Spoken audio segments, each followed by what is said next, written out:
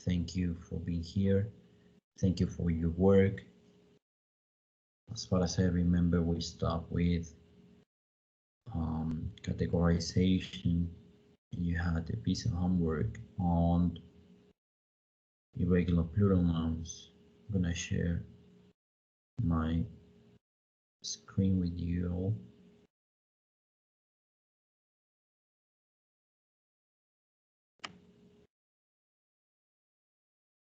Hold on.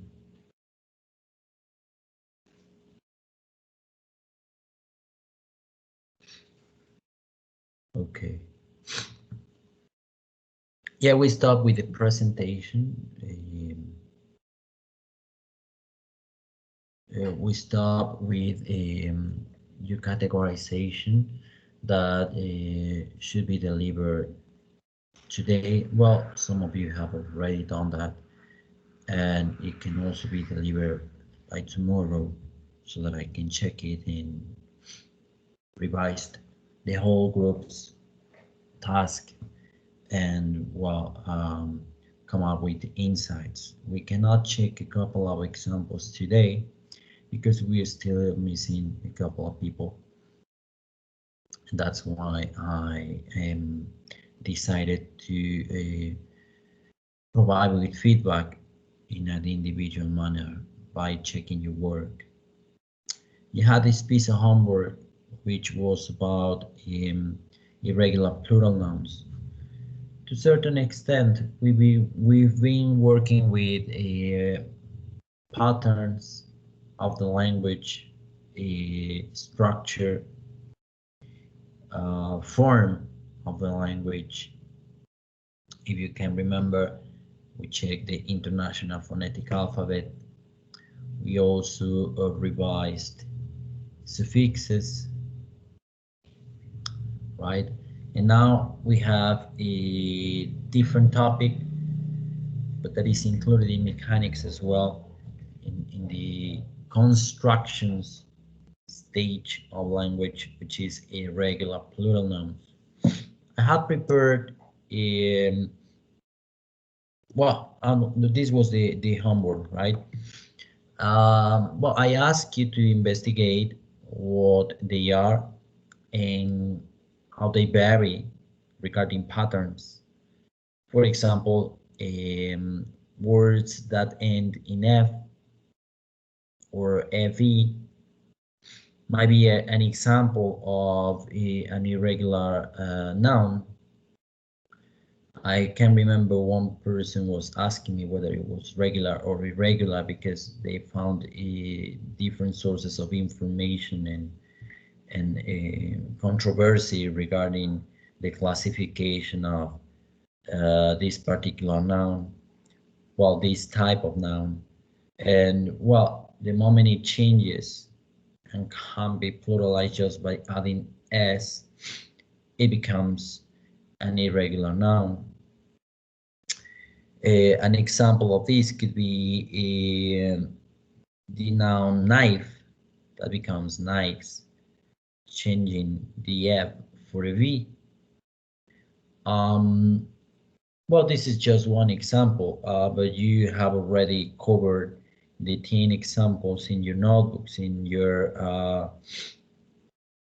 dynamics in class, and you also work with your little piece of research in order to, well, internalize such differences regarding nouns.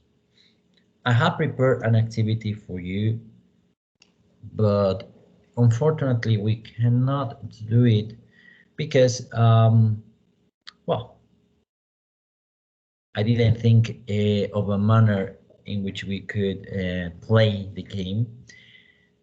But I guess we can ask a couple of questions so that you can, well, come up with the correct form of a noun.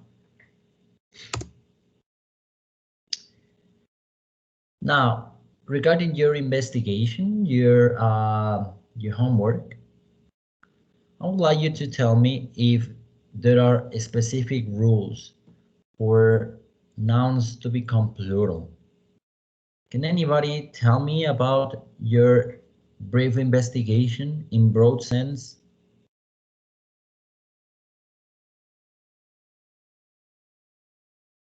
No, not really. Well, don't worry. Don't worry. It's okay. Well, irregular plural nouns change the meaning of a word and change the meaning of sentences. This could be regarded as vocabulary or even grammar when it comes to sentences. There are different patterns for irregular nouns to be accurate. Here you have a couple of examples. Sometimes you need to change words, you need to change letters, you need to add more letters, and there are sequences, there are patterns according to each of the nouns. You can see there ends with F, ends with O, um, ends with US, ends with IS, such as analysis, crisis, thesis, or on, such as phenomenon. And here you have the exception to the rule. And that's why, when I'm teaching vocabulary and when I want people to learn vocabulary or grammar, lexis, or morphosyntaxis, I rather go for constructions, for reasons, rather than rules. They can be rules. You know why? They can be rules because you always have exceptions to the rule. Hence, it's not a rule. It's just a pattern. It's just a form. It's just a construction. You can't find a rule when you take a look at man, food, child, person, tooth, mouse, louse. I mean, there isn't any rule. They just change. And that's why they are called all kinds. They are called irregular because of that reason. Change the word completely, dramatically, add a different ending, change the vowel, etc. This has reasons, and the reasons should be acknowledged. We should shed light on those reasons rather than the rule. Of course, you need memory related skills in order to remember that the word man becomes man in plural, in a plural form. But you need reasons for that. And those reasons are, both phonetical and pragmatical. And that actually makes sense with what we were discussing the previous session, different dimensions of grammar and lexis, vocabulary, that actually provide with significance for the students to learn. So if you go for the reasons why they change that way, rather than looking for a rule, and this could be, also represented in grammar, in structures, you're likely to learn it in a meaningful manner, by means of following an inductive approach. An inductive approach means that you look for reasons, you look for patterns by following your own learning style, by establishing your own criteria and your own explanations for language. Because if you look for a rule here, well, it's going to be really difficult, right? Now, if you take a look at the patterns, well, they help a lot. They do. because you have this module, you have the module in order to follow a line and to feel confident, to feel secure, a second or a foreign language. You have another situation, another case on changing singular and plural nouns such as sheep, deer, fish, and even, fish can sometimes be pluralized with es. So if you look for the reasons why it changes or it does not change, you might remember how to use both forms, singular and plural, when to use them, what for, why, and how, which is the most important thing for achieving accuracy and fluency at the same time. And that's to be competent at the language. An effective manner to learn and understand irregular plural nouns might be, depending on individualities, depending on your characteristics, but they could be to practice speaking the English language. That could be one. Read, read, and read. Intensive reading and extensive reading. Focusing on words, phrases that you see and hear, and to organize the list of words with irregular plural nouns. Maybe the vocabulary chart could work there, so you can begin to understand how to make each noun plural correctly. Both forms, flashcards also help. Most of you manage the irregular plural nouns, I know that. But some others actually need to work on them, they need to learn them. And well, we're looking for strategies in order to solve language problems, and this could be a problem to be solved. Now, the topic of today, once you did your homework, you might be ready to take a look at a couple of nouns. Okay, we're gonna check nouns, but the level of complexity of these nouns is gonna be a bit higher. And that's why, I keep on shedding light on the fact that learning isolated words just to know the singular and the plural form of a noun could be really short for your learning purposes. You should take a look at the words as chunks of words. That is, words which are around words. And you should always ask yourself how such chunks of words work when they work and what they work for continuously, so that you can keep the three dimensions of language constantly working for your learning, for your mastery of the language. Okay? What do the nouns mean? What is the form of the nouns? And when is it suitable to use the nouns? Okay?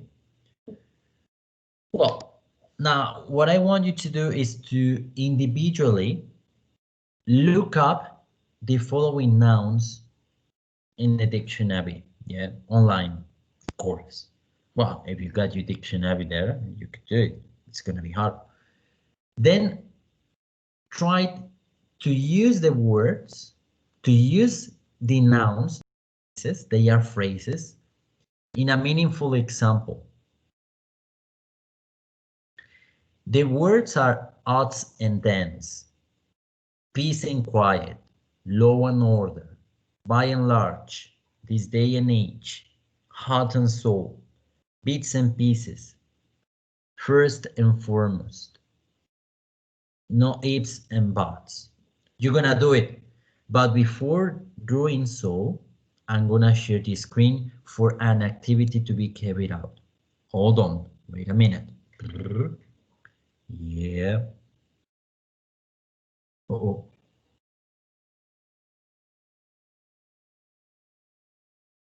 okay. Wait a sec.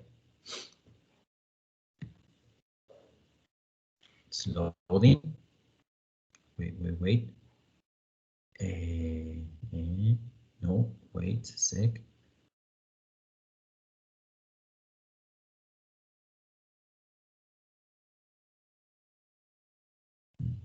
You will see how words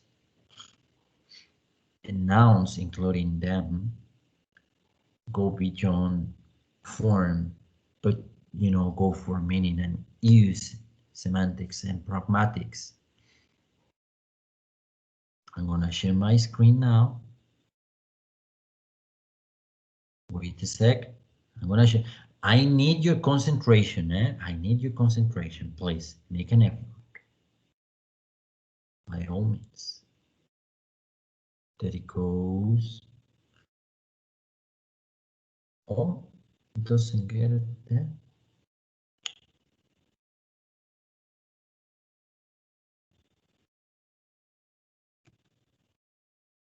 Wait.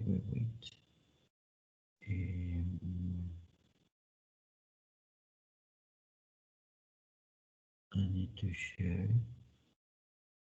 Hopefully it's there. Doesn't appear there.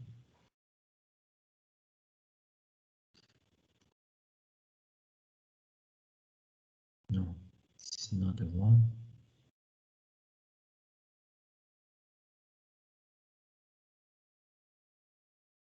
Where's your share window? Your share window. No. Oh my god. How did I do it?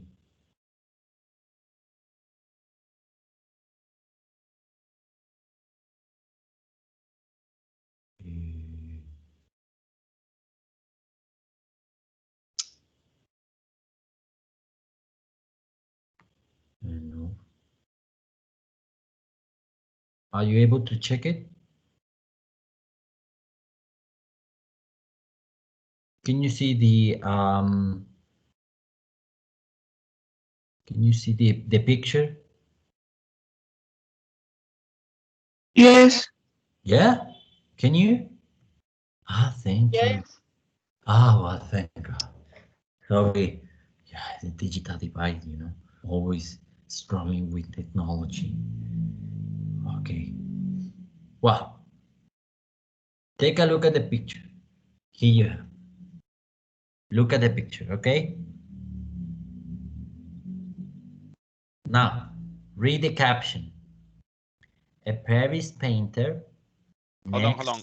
next. Picture? Okay. What Sorry? picture are you talking about? No, we are seeing the presentation in PowerPoint. Language is Oh no, I was trying to mean the picture of a man, Oh painting. no, we're not seeing that.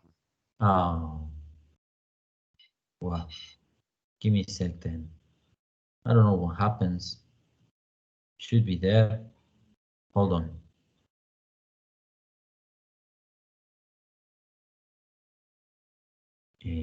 No.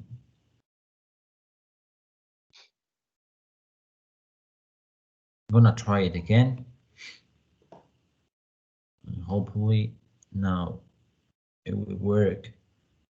I shared with you last time. I don't know what happens.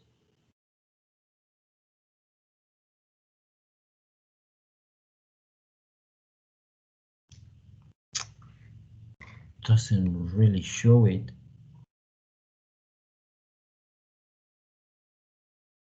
I don't know why. Hold on, please be patient. Downloads presentation.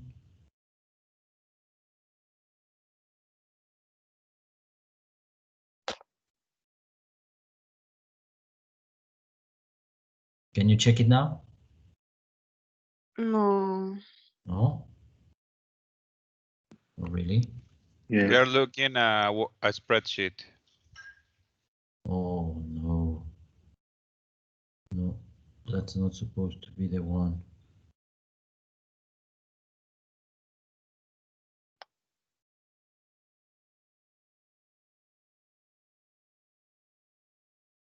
What about now? No? Did I fix it? No. No? Something's weird. Should be projecting now. Oh, shoot. Oh, sorry. Wait.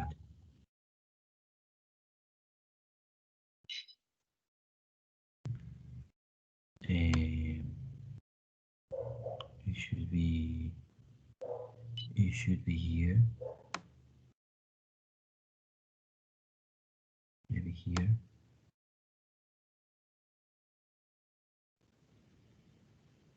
No.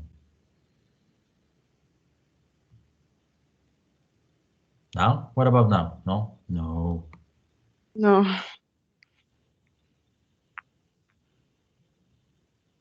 This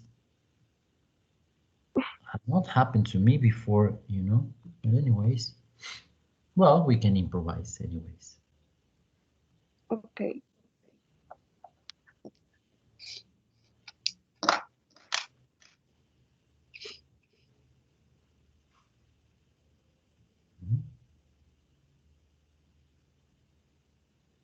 No, no, really.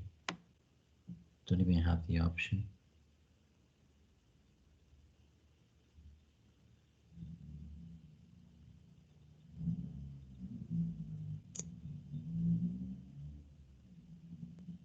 Wow. Oh.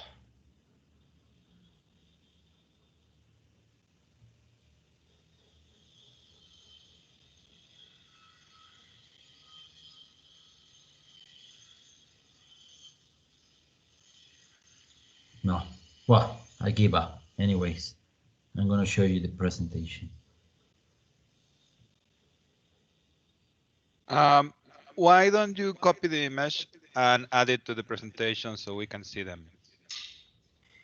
Well, the thing is that it's not only a picture, You can do it's that a now. program full of exercises. You know, so we have Well, you can take a screenshot of. Yeah, I could, but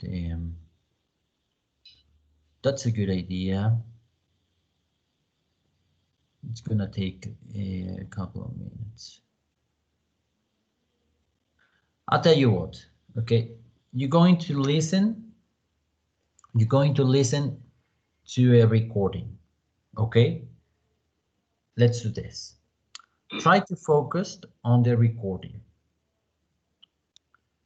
Hopefully you can listen to it. Yeah, I hope you can hear it. And please try to identify, yeah, try to identify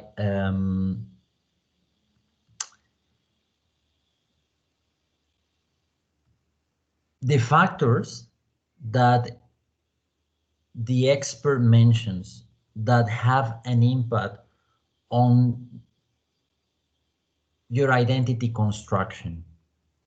What is the most important factor, or what are the most important factors that describe how we define ourselves as human beings? Okay, let me know if you are able to listen to the recording. Here it goes. So let's start by considering these descriptions of people. Can you hear? Yes. Yes. Ah, perfect. Oh, John, he's a family man. Sarah's an anthropologist. She spent most of her life studying apes in Africa.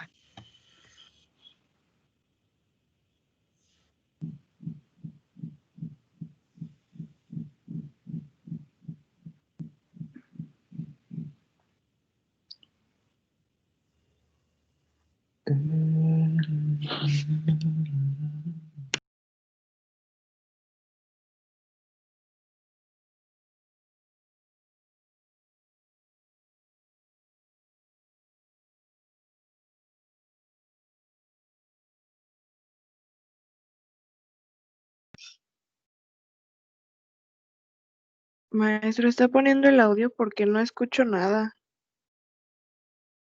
Yeah, yeah, the track is there. Are you able to listen? Not that one. We heard Yo something no. about an ape, and after that, silence. Oh my dog. I traveled to Africa and that's it. Yeah, you were not able to keep on listening. No. What a mess.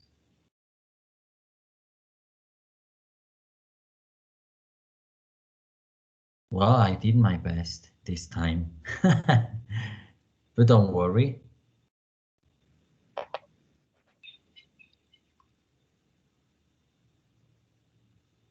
Well, don't worry. Well, I'm gonna tell you what the exercise was all about. It was a sociologist talking about the factors that might have an impact on how we describe ourselves, how our identities are created and constructed.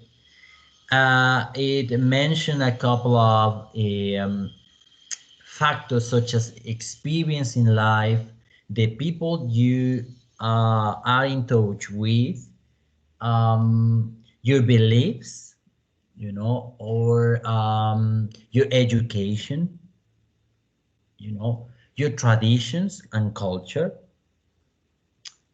and and well, many factors more that make up actually that shape our identity as people.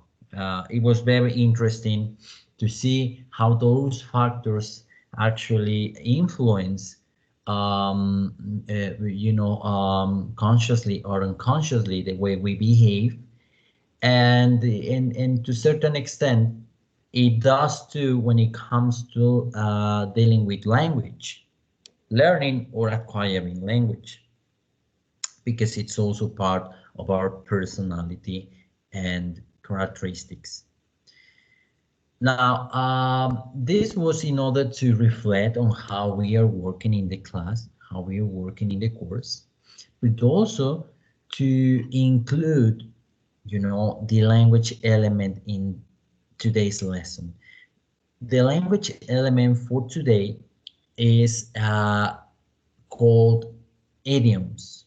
Okay, idioms are a very good example of how grammar um, should be learned in a holistic manner.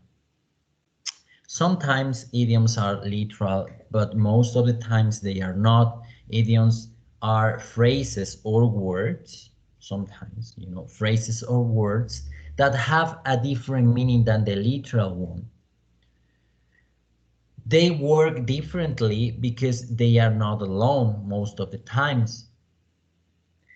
Inside idioms, which are phrases, we have specific kinds, such as irreversible word pairs.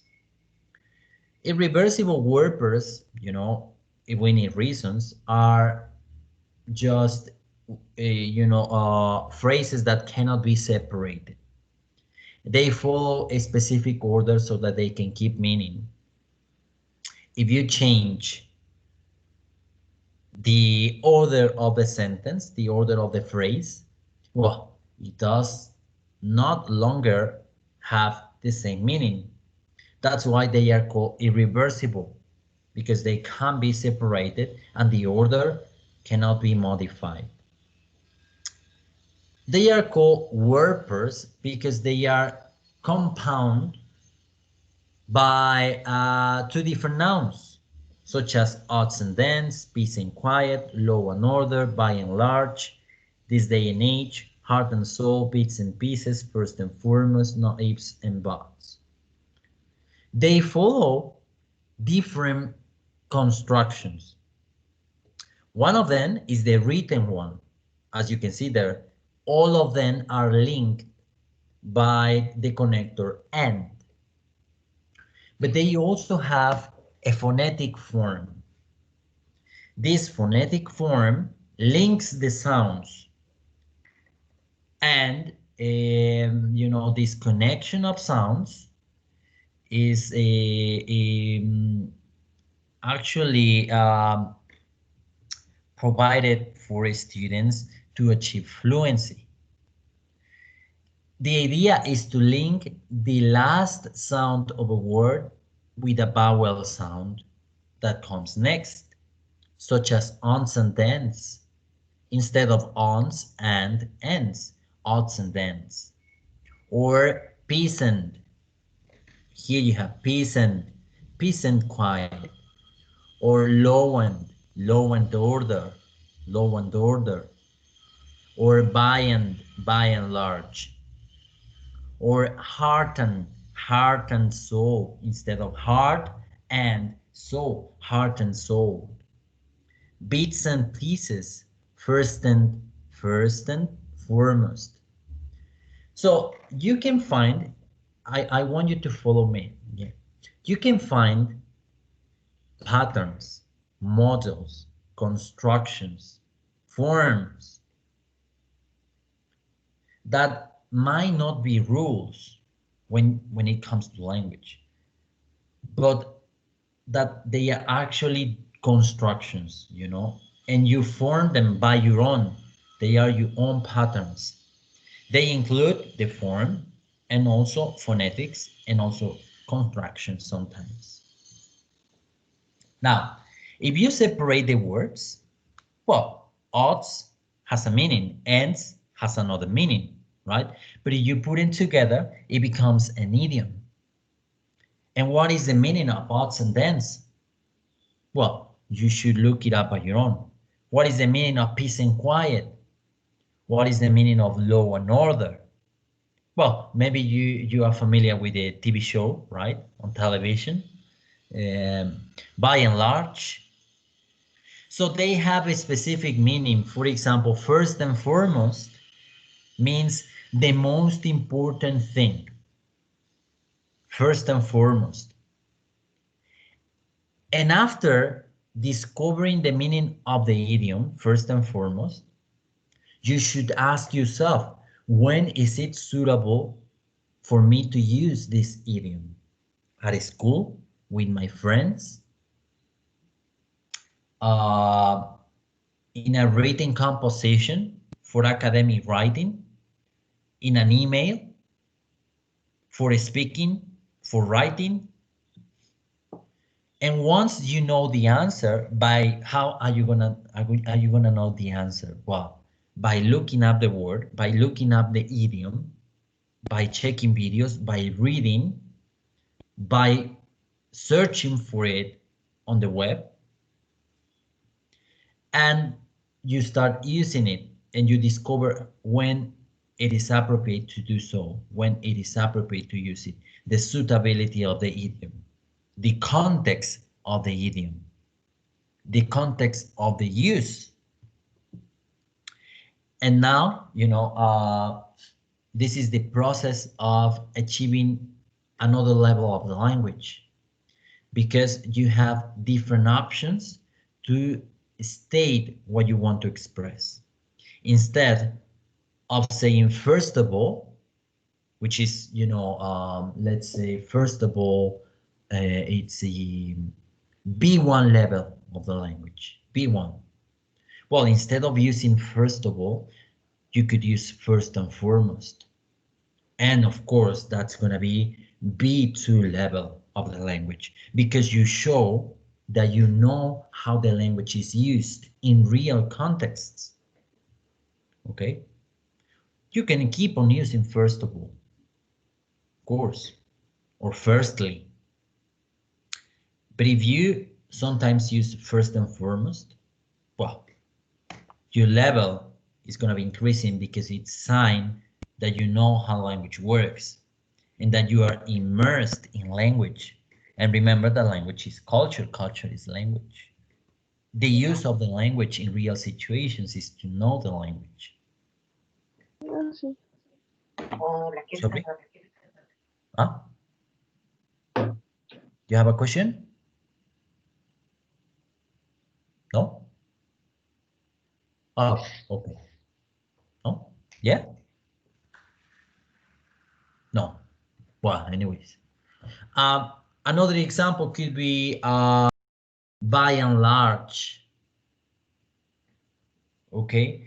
By and large means in general terms. So if you separate those words by, well, it could be a particle, right? And it has got a lot of different meanings. And large is an adjective, right? But if you put them together, it means a totally different idea. You know, it carries a different connotation. By and large means in general terms, in a broad sense. And you could start using it in your everyday speech when you're trying to talk about the concept in a general fashion. Another example could be heart and soul. Heart, it's a part of your body, right? And the soul is a kind of a spirit that we have in the philosophical idea of how human beings create bonds one to each other. But if you put them together, heart and soul means all your efforts, okay? And instead of saying, I made an effort for this piece of homework, well, I put heart and soul into this homework. Well, the register changes and your level of English is going to be increasing, okay?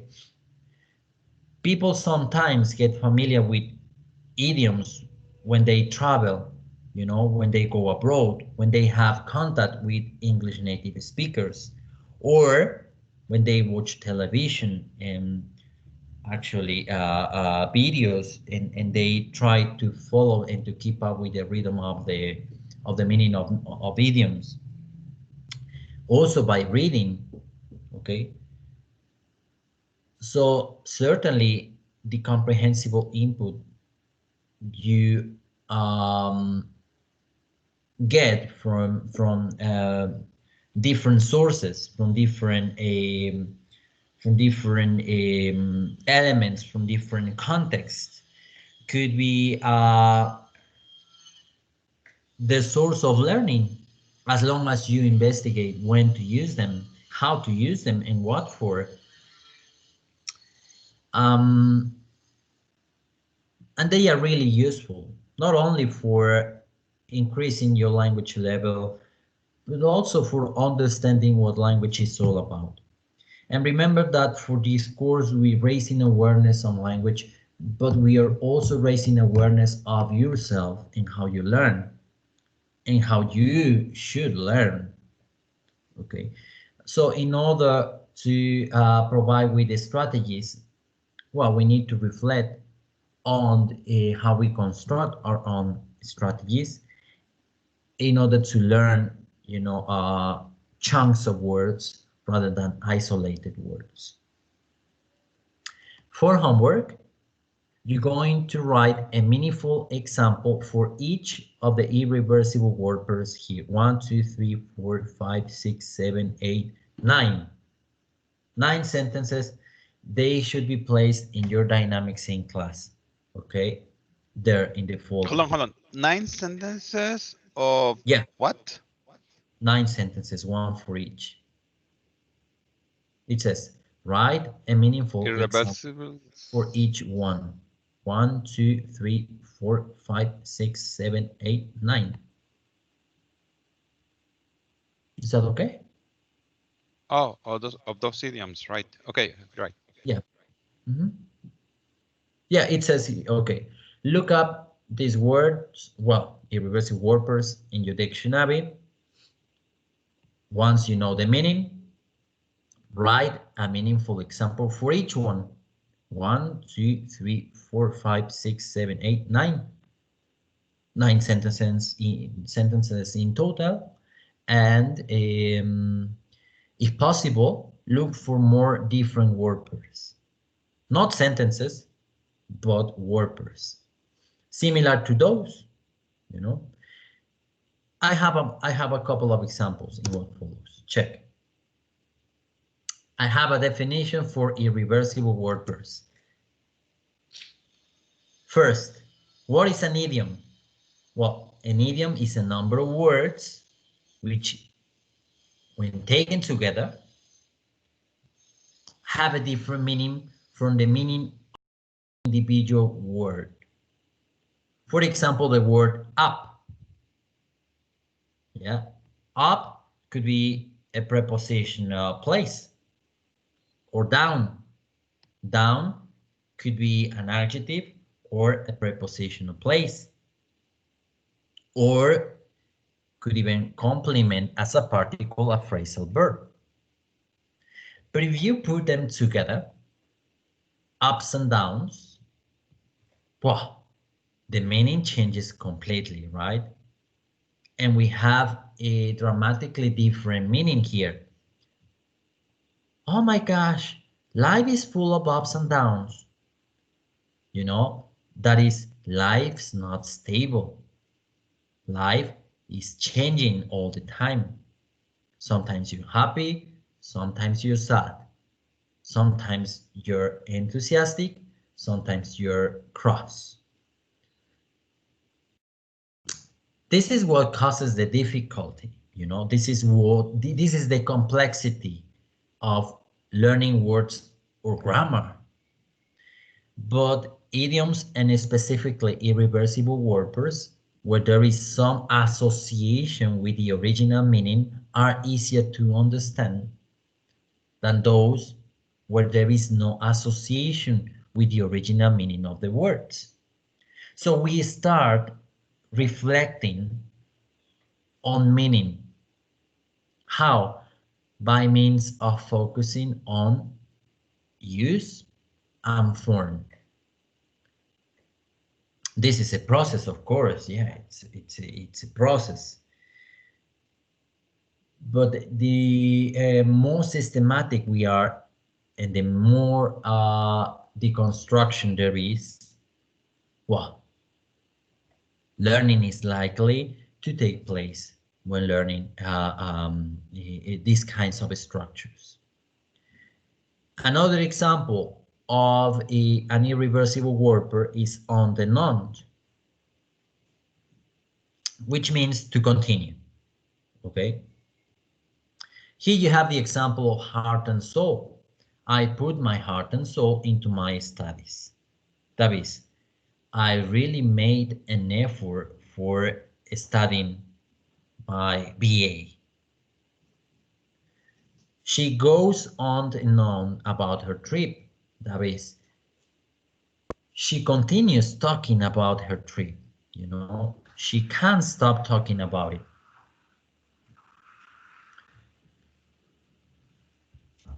There are many idiomatic pairs, you know, irreversible word pairs, like the ones I just presented.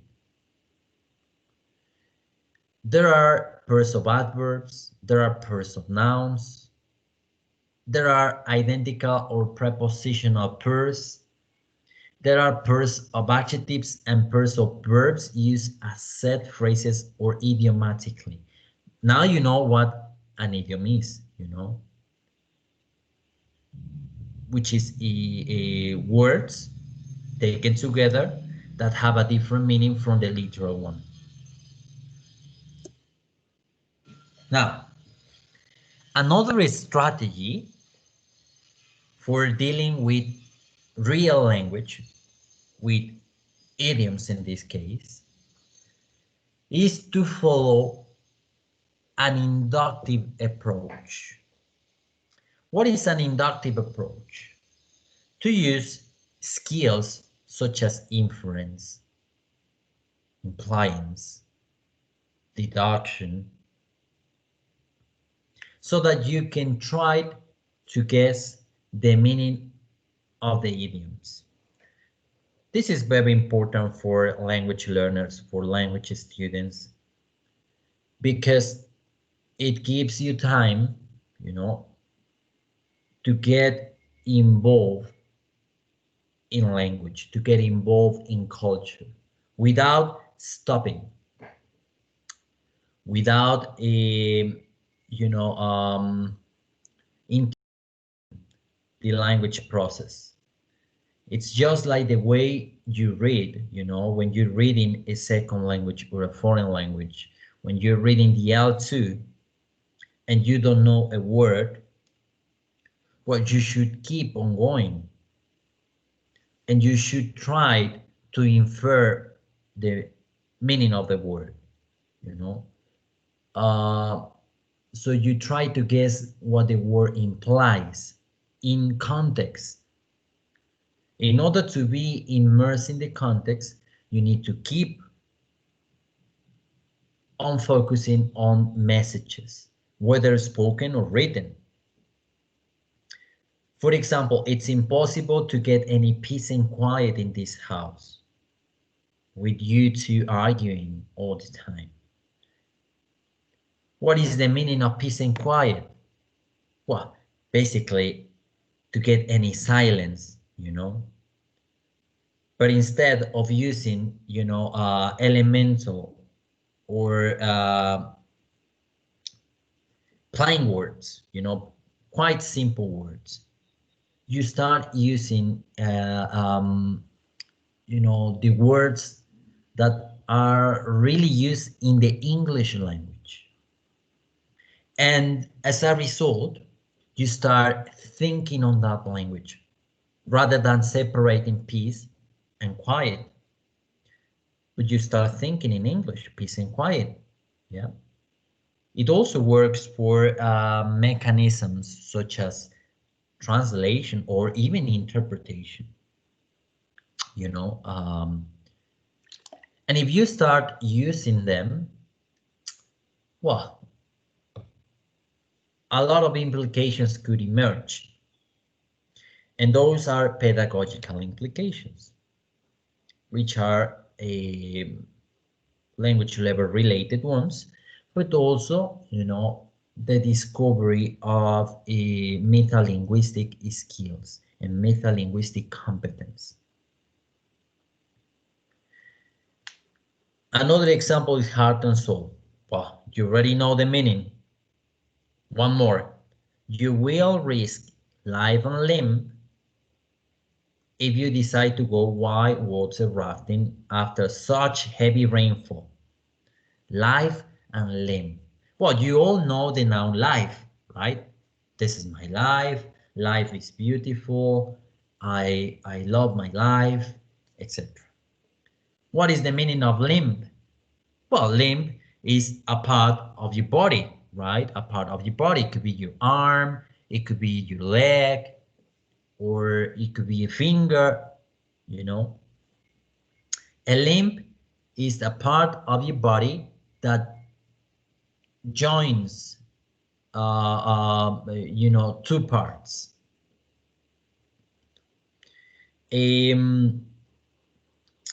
Now, what about if you put it together, life and limb? What is the meaning? Okay. Another example could be green and bird. Green and bird. I know this hotel isn't very good, but all the better accommodation is taken, so there is no room. So we just have to green and bury it. Green and buried. Well, for homework, I will tell you that. Yeah, for homework, investigate the meaning of life and limb and green and bird. Okay? Okay. We have more examples. Check it out. Oh, no, no, no. We have the meaning. Well, anyways. Here you have peace and quiet, heart and soul, life and limb, green and bird. Take a minute. Well, take a couple of secs for you to match the pairs to their meanings. Risk death or serious injury, as in risk life and limb. A period of quiet and calm, often with have, get, enjoy, some. Put up with something unpleasant because it cannot be changed. Physical and mental energy, as in put body and soul into. Well, now you should have inferred that peace and quiet means a period of quiet and calm or silence, often with the verbs have, get, or enjoy. I would like to enjoy some peace and quiet. I like to have some peace and quiet. Would you like to get some peace and quiet? Okay. And it's a noun now. You know, of course, it's an idiom, an irreversible word, but it works as a noun. Heart and soul. Well, to put physical and mental energy into something. All your efforts, such as to put body and soul into your studies. Life and limb, risk death or serious injury, such as risk life and limb. Remember, put up with something unpleasant, tolerate. You need to stand something unpleasant because it can't be changed. You need to face the music. Another idiom, by the way. You need to grin and bear it. You need to face it. Okay. Check the examples. Alfred, can you help me reading the first one, please? Sure thing. I've asked him politely already. Surely he doesn't want me to bow and scrape. Thank you. Very well. Bow and scrape. Bow and scrape. Okay. Now, Camila, are you there? Yes. Thank you for your answer. Well, Camila, what do you think bow and scrape means? In the context of the sentence, of course. Can I say it in Spanish? Oh, yeah, please. Sure. Que no quiere hacer una reverencia y como que es que no sé qué es scrape. Okay, okay. Well, you should look it up, eh? You have internet. It's very straightforward. You have a, you know, Oxford Dictionary or, well, you have been. Lo estoy buscando. But remember, idioms are not literal. Okay? They are not bow. You know what bow means, right? But they are not literal. No. Okay, look it up, Camila. Take your time. Thank you. Take your time. It's what we call in Spanish hacerlo de rodilla. Okay, well, that's a good interpretation. Yeah, thank you. Thank you very much.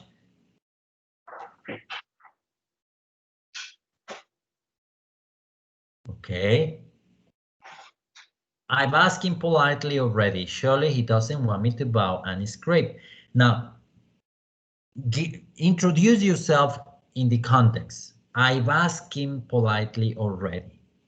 So it was a requirement, okay? It was a requirement that already happened. Now, you have already required, you have already demanded something politely. Surely he doesn't want me to ask him again, right? He doesn't want me to beg. He doesn't want me to go and do it again. Bow and scrape in a very persistent manner. Okay. Well, we're gonna check the meaning in a moment. Now, the next one. Let's say the next one. Any volunteer who can help me reading this one? Any volunteer? Ah, yeah, I know. Jimena. What about Jimena?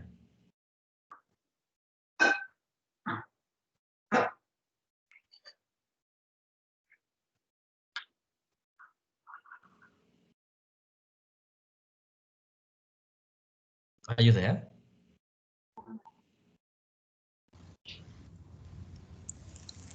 Yes, teacher. Se refería a mí, ¿verdad? Yeah, of course. Perdón, es que hay dos Jimenas y siempre me confunde a quién le hablan. Ah, no, it was you. Es el tercero, el segundo, perdón. You just need to read it. He was ranting and raving about the price of everything in Britain. Why doesn't he go and live abroad if he unhappy? Thank you. Thank you very much. Okay. Ranting and raving. Okay. Ranting and raving. Complaining about the price, right? But complaining in a very lively manner. In a very dramatic fashion. Complaining about the price. Why doesn't he go and live abroad? Why doesn't he go to another country if he's so unhappy? Ranting and raving, of course. If you look for the words in a separated manner, you will see that ranting means something very specific and raving another one. But if you put them together, it becomes an idiom, right? Next, another person, Rafael, maybe are you there? No. Yes, I am here. Could you read it? Sure. I could see a number of houses scattered here and there over the hillside. Okay, Rafa, keep on going there. Here and there. What is the Here meaning and of there. here and there? Like scattered around in various places, but not the same place. Okay, yeah. A number of houses scattered here and there. Around, okay. Thank you.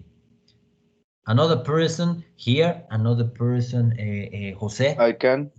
Ah, yeah, please, Okay. go ahead. Thank you. Yeah.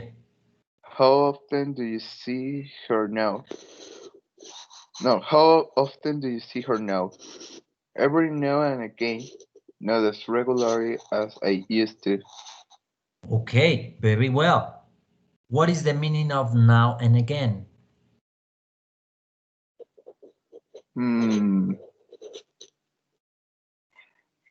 I don't know how to say in English.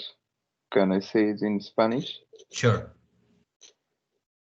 Pues creo que significa que ahora y de nuevo, así un poco literalmente, pero que se repite. Okay. I know. Yeah, Alfred? It's occasionally. Occasionally, that's right, occasionally. Seldom. Okay, seldom. How often do you see her now? Well, not that regularly, you know. I would like to see her more often, as I used to in the past. That's why we need to get in the context. Now and again or now and then means occasionally. And now we are increasing our vocabulary repertoire. One more. Who can help me reading that one? One volunteer.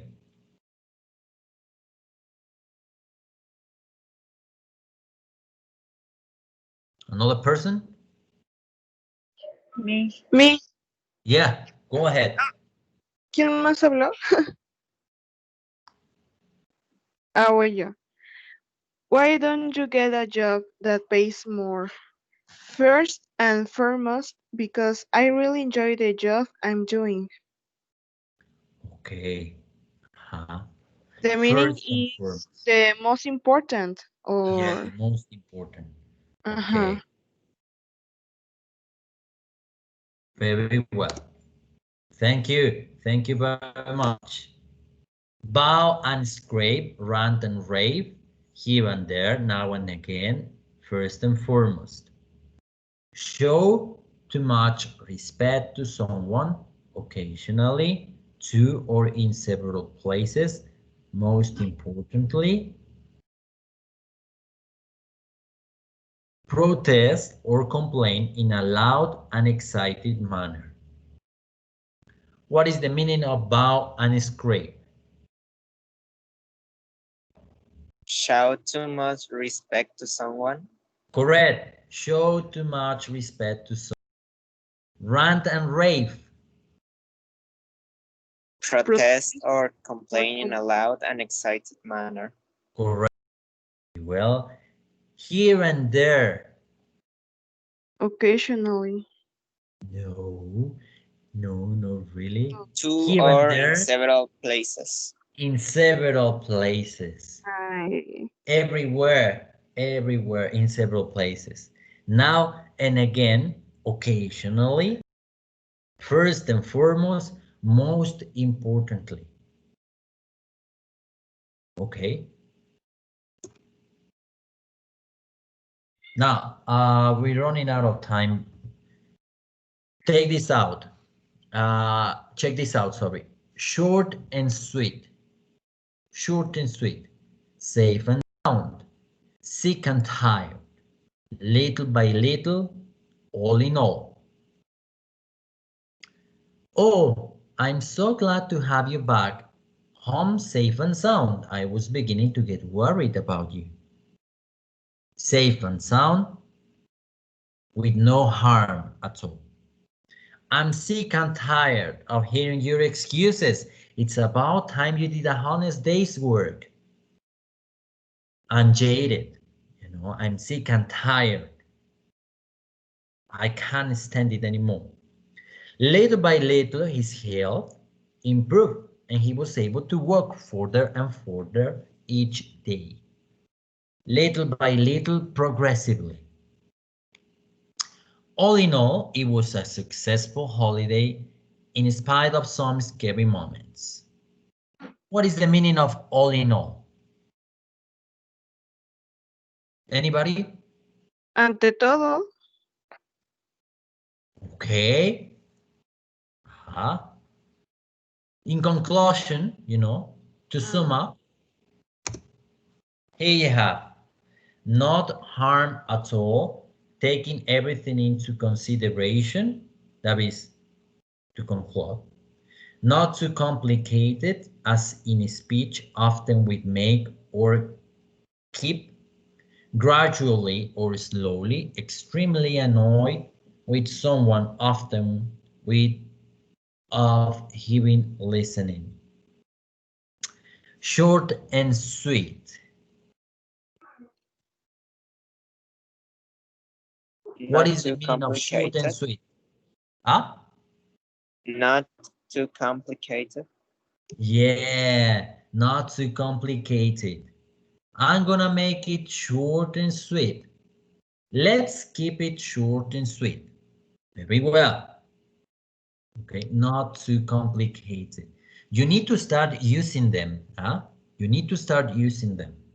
Safe and sound, not harm at all. Sick and tired. extremely annoyed with someone. Yeah, often with of hearing or listening, and sick and tired of hearing about your excuses. Little by little, gradually or slowly, and all in all, taking everything into account. all in all. To conclude, in a nutshell, now take a look at this noun and verb verbs: peace and quiet, body and soul, live and lame, green and bird, bow, rape, rant and rape. Adverbial pairs: here and there, now and again, first and foremost, short and sweet, safe and sound, sick and tired. And prepositional word pairs: little by little, all in all.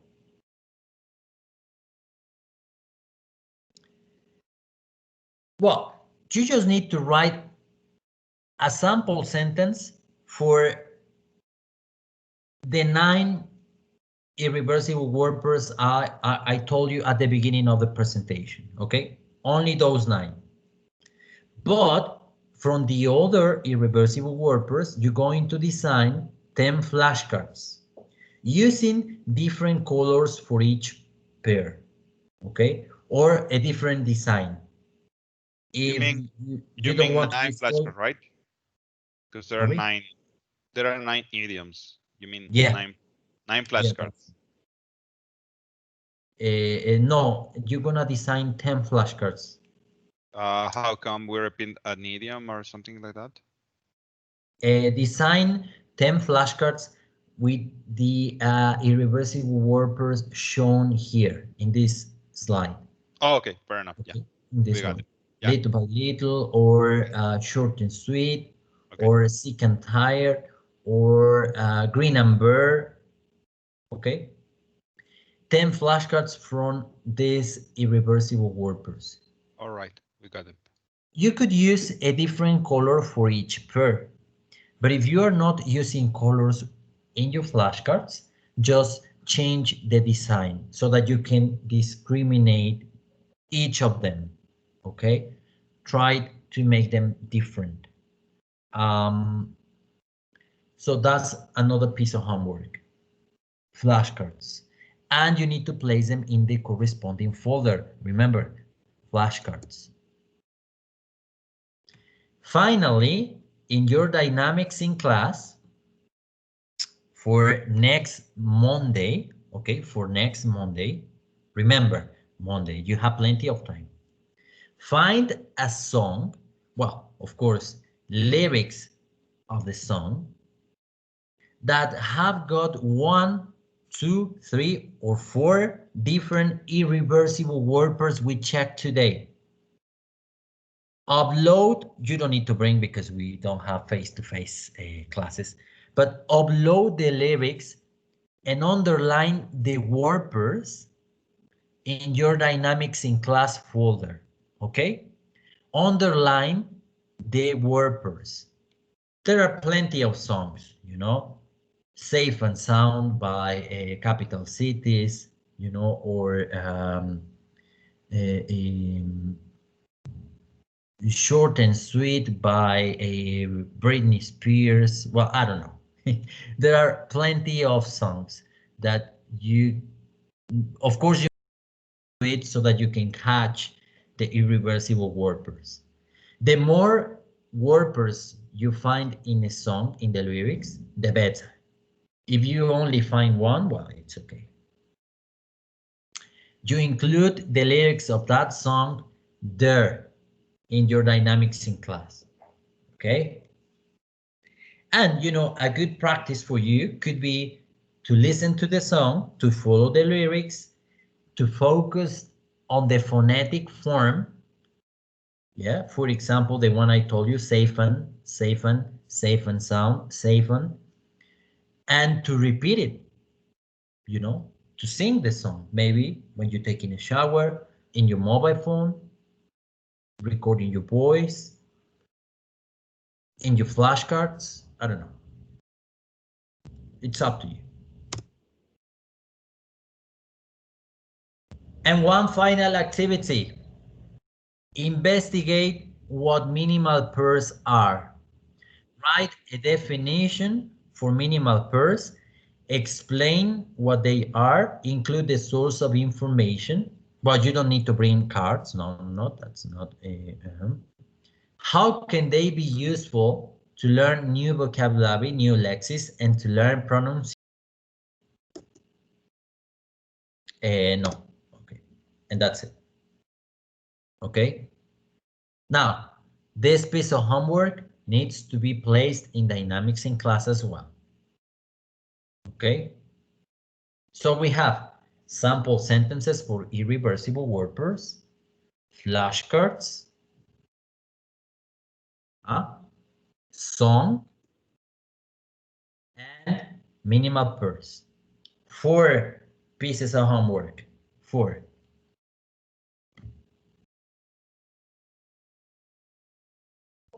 Here you have the references in case you want to check them out. Haley, Nonan, Chamon, Oxford, Garner, etc. Sorry for the technological constraints. Sorry for the digital divide. I'll try to fix it up for next class. And I think we could carry out the exercises next Tuesday. I will fix the situation, I promise. My apologies to you, but it always happens. Do you have any question? No? Really? You don't have any question? Oh my God. Well, that's great. That means that you understood everything, right? Yeah.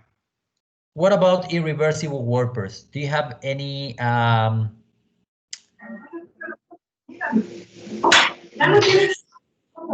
them? Do you have any insights into them? They're difficult, they're easy, they're useful.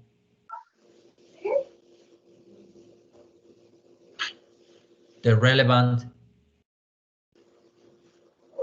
Don't worry.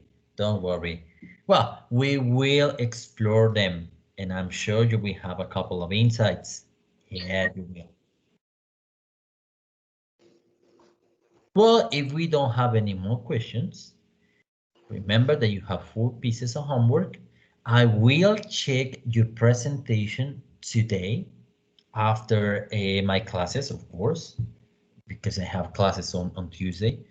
And I didn't check them yesterday because some of you didn't deliver the presentation. So as we established, I'm checking them today, late in the evening, of course, or maybe at night. And then I will let you know your, I will provide with feedback, okay, in your school. Thank you very much for your patience, for your time. And well, we keep in touch. If you have any question, you can send me an email, you can text me, or just give me a ring and I'm gonna be there. Thank you very much. Take care. Thank you. My warm hugs for you. I'll see you around.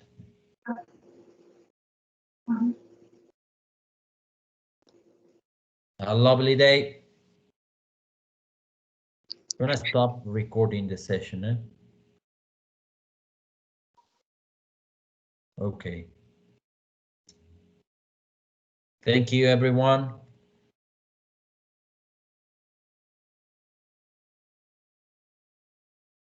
Thank you very much. Bye. Bye, Jose. Have a nice day. You too. Take care.